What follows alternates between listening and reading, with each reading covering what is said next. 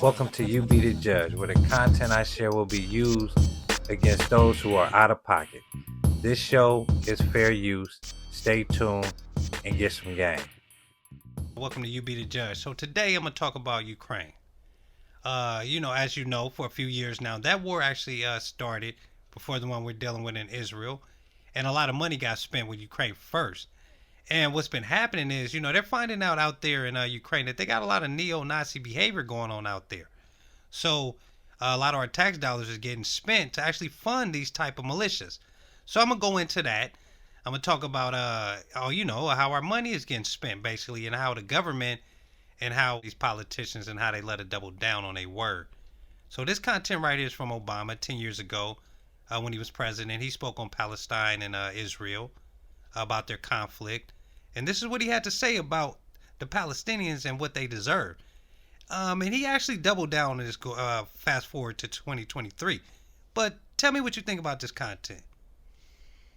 But the Palestinian people's right to self-determination, their right to justice, must also be recognized.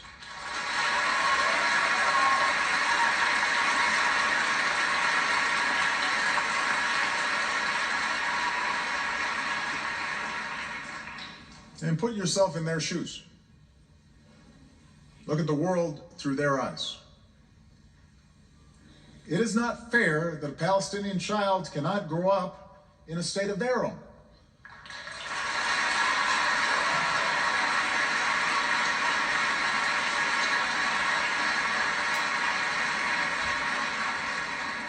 Living their entire lives with the presence of a foreign army that controls the movements, not just of those young people, but their parents, their grandparents, every single day.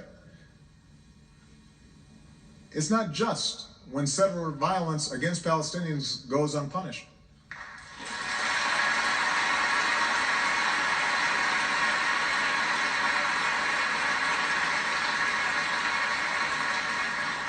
It's not right to prevent Palestinians from farming their lands or restricting a student's ability to move around the West Bank or displace Palestinian families from their homes.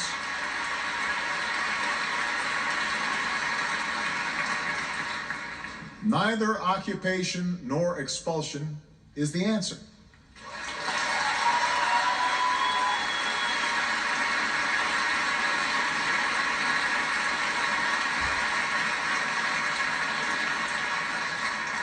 Just as Israelis built a state in their homeland, Palestinians have a right to be a free people in their own land.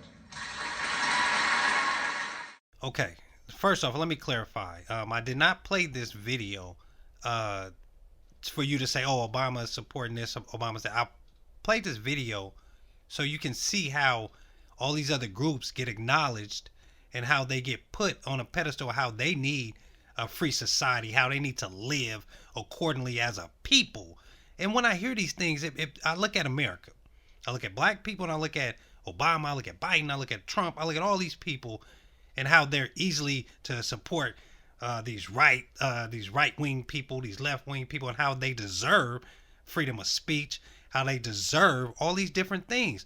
When it comes to black people, we're more deserving than any group in here, okay? In America. And I'm playing this because over in Ukraine, over in Israel, they've become a priority for our government. They've become a priority for our government. Now, with these elections rolling around, this right here is not a good idea for the government, period. And I'm going to say, let me be clear. I'm not a Trump supporter. I'm not a Biden supporter. Okay? I'm going to say I'm supporting what's right for my people. Policies that support my people. Tangibles. That's what I'm voting for this year. No particular person. See, that's the thing. We get caught up in voting for a person. Oh, we don't want Trump to win. We don't want Biden to win. Honestly, I could care less if either one of them win, because neither one of them have done nothing for my people. They may have done something for your people over here, there, but they've not done anything for my people. I will say, if you want to judge the lesser of two evils, I think Biden is winning that right now because he's done more destruction to our people in his last 4 years. Hey, then, let's just keep it a buck. So with that being said, neither one of them, and it ain't like Trump got in there and just said, "Oh, I'm finna help Black Americans free them." No, he's anti-Semitic. He's racist in his own way. One thing I will say, he is racist to the point where we know it. Biden is one of those undercover racists, one of those people that, hey, you guys, I've been having your back forever, but when you don't vote for him, he's going to disrespect you. He's going to call you not black. See, that's how that works with them. And I'm not with that. So I'm playing this footage so y'all can see how they love to double down and when it comes to their best interests. Because this immigration issue is going to get real deep. And like I said, that's also a voter grab too. I did a podcast about that a while back and how that's a voter grab. This immigration issue, that's just straight voter grab. We've always been a group that wanted to see people succeed. Every other group, and to our detriment. I believe Black people have always put up a fight, not just for ourselves, but for other groups. I really believe that firmly. I believe Black people have always fought, not just for themselves, but for other groups. But when these other groups fight, it's specifically for them. It's not really them coming out and say, hey, I'm fighting for us and Black people. It's always us. So that's where I have a problem at. When we fight, we let people know, hey, this is for a fight for everyone. And we always get the bad end of the stick. We always end up under the rug somewhere. While these other people is sweeping the floor with us. And it's not cool. So I'm going to acknowledge that. And that's where I'm at with it right now. So check the rest of this content out and I'll be back. We learned one thing for certain. Today there are Nazis in Ukraine. For context, we head to Germany to consult an expert on extremism in Ukraine and beyond. Allegations of a Nazi element in Ukraine and supposed evidence of their heinous acts circulate on social media.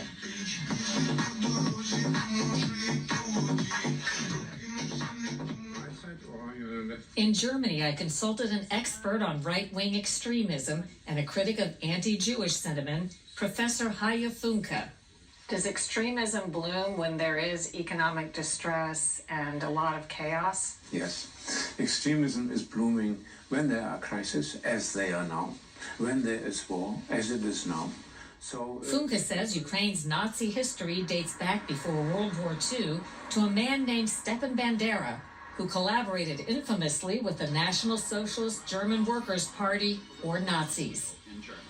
Stepan Bandera was the leader of the most radical Ukrainian nationalists during the Second World War.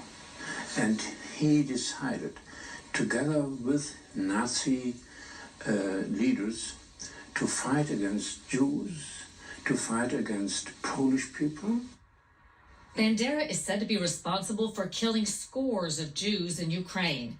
After the war, he left Ukraine for West Germany, where documents indicate the U.S. considered him a valuable intelligence asset against a common enemy, the Soviet Union and the spread of communism. Okay, so it's been about three years and a half, maybe 4 years that government has been supporting that war in Ukraine. Okay, let me rephrase that. It's been 3 years that we as a people have been supporting that war in Ukraine with our tax dollars. Thank you. And it's been about a year that we've been supporting that war in Israel with our tax dollars. Okay, so back to Ukraine. Now, you got to think 3 years, and what this video I just showed y'all, a lot of our money gets sent to support this type of behavior. And we got a thing with anti-Semitic shit going on in this world right now. And one of the biggest groups is white supremacists. They're like one of the biggest group when it comes to that. And they're in other countries getting stronger off our tax dollars. Then what's going to happen? They're going to come back to America after this war is over with all this anti-hate for blacks, when they come back over here. And that's what we're about to get. People that are mentally ill coming from a war of just killing and doing things that are inhumane, And then they're going to come back to America and expect to, hey, that is what I just got through doing. So y'all tax dollars paid for it, so don't get mad when I come back out to America tripping with this hate that I done got and gained and we done got deep. So I'm just saying, think about your money, where it's going. And this is an example of for the last few years, just imagine how much stronger they've gotten. These neo-Nazi groups in Ukraine and places like that. And that's how these militias start. They go to different places, they gain arms, they get stronger, and then they push their rhetoric. And that's what's about to happen. In Ukraine, if you do the history on Ukraine, they've always had anti-Semitic way of living, period. And a lot of these countries do, and when it comes to us, we're the ones who have to adjust, and we have to say, hey, you guys, be sensitive about this. That could be anti-Semitic.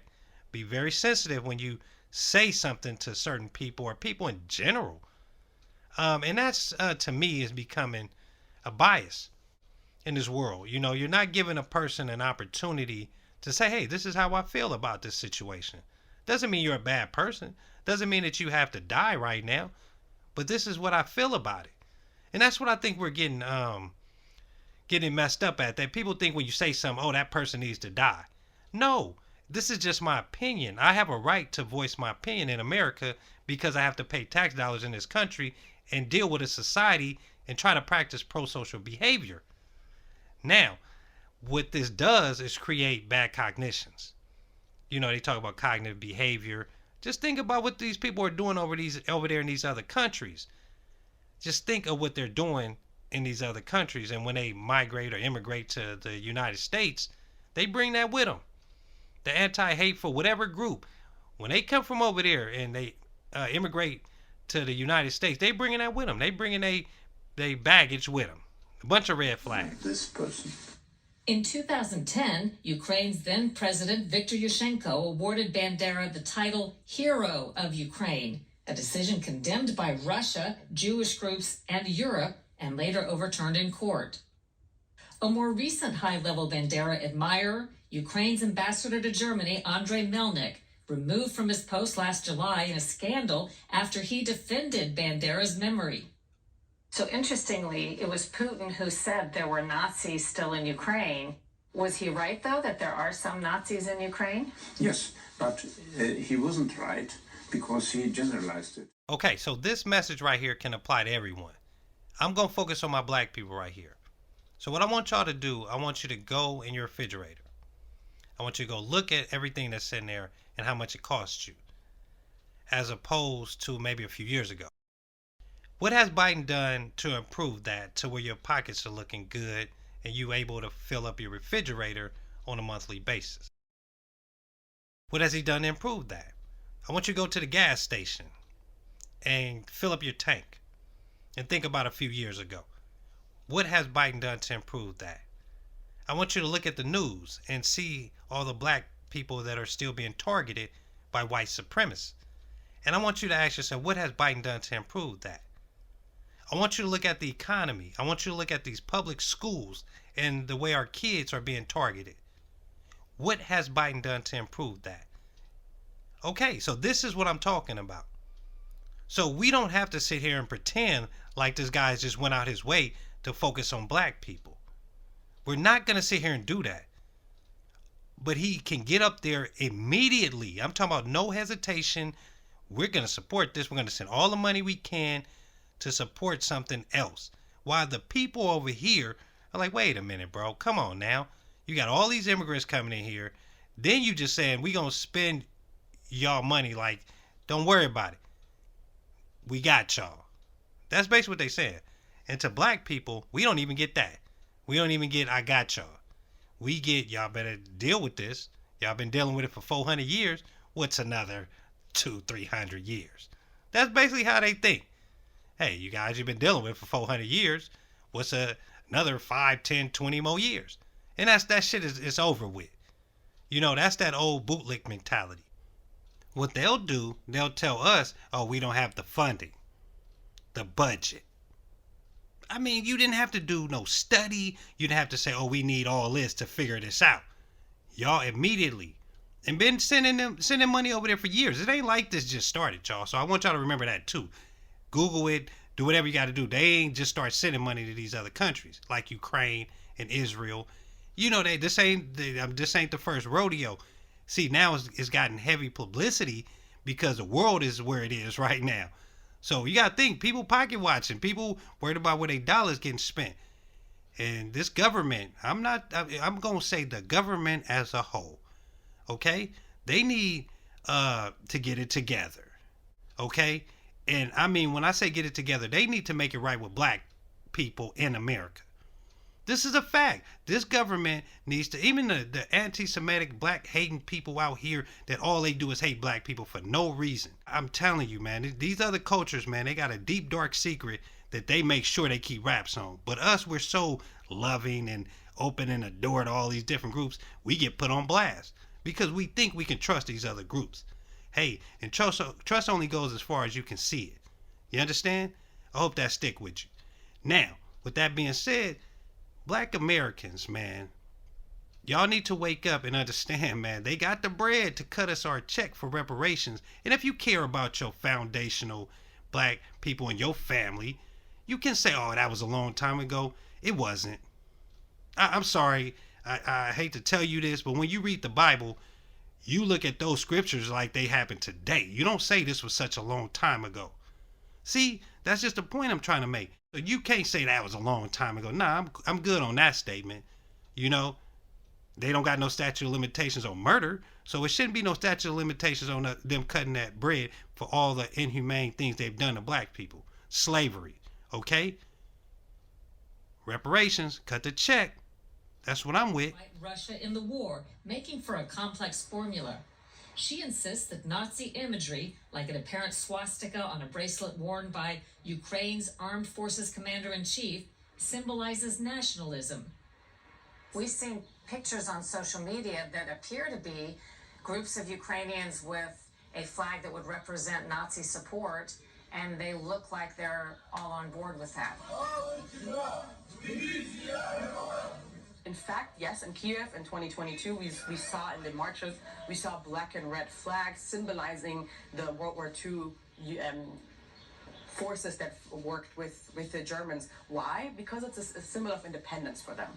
In Ukrainians' mind, this is not a symbol of Nazism. However, for Ukrainian Jews, this is a no-go. Ukrainian Jewish communities and individuals have spoken out very loudly that this is not a symbol to use. Even the Jewish community recognized that there is Russian propaganda about Nazis in Ukraine, and the Ukrainian Jewish communities in the different cities. So for them, they align mostly with the general population of fighting for their country, and they don't see the few extremists, the few neo-Nazis as a threat to their democracy. Okay, so I want you to be the judge on this one. You tell me if you feel your tax dollars are being used appropriately. Just be the judge on this one. Y'all let me know. And y'all enjoy the rest of y'all day. God bless, man. And I'll holler.